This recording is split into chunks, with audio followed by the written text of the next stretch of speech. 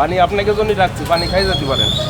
ক্লান্ত দেহ নিয়ে তেলের দীর্ঘ লাইনে দাঁড়িয়ে আছেন তারা। এরই মধ্যে স্বস্তির বার্তা নিয়ে এলেন ফ্ল্যাট ম্যানেজার শরীফুল।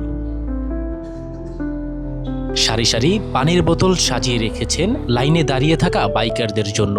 দীর্ঘ সময় খাবার দাবার ছাড়া অপেক্ষা করা মানুষের জন্য এই বিনামূল্যের পানি যেন এক মুহূর্তের স্বস্তি। লাইন ছেড়ে পানি কিনতে যাওয়ারও সুযোগ নেই অনেকের, কারণ একবার সরে গেলেই হারিয়ে যেতে পারে নিজের জায়গা। এমন পরিস্থিতিতে শরীফুলের এই উদ্যোগ সত্যি প্রশংসনীয়। এখানে যে পানির ব্যবস্থা করছে আসলে একটা ভালো কাজ করছে, কারণ অনেকের পানির পিপাসা আছে কিন্তু বাইক রেখে যে খাইতে পারতেছে না। আসলে একটা মানবতার পরিচয় দিয়েছেন এবং উনি খুব একটা ভালো একটা কাজ করছেন এবং ভালো একটা উদ্যোগ নিয়েছেন।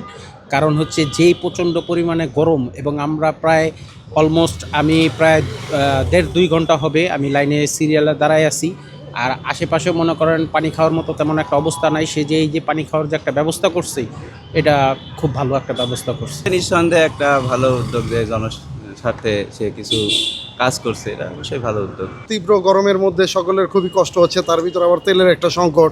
আমরা তো সেই প্রায় পিছনে আরো 2 থেকে 3 কিলোমিটার বিভিন্ন গাড়ি লাইনে রেখে তারপরে আসলাম। এটা খুবই একটা ভালো উদ্যোগ।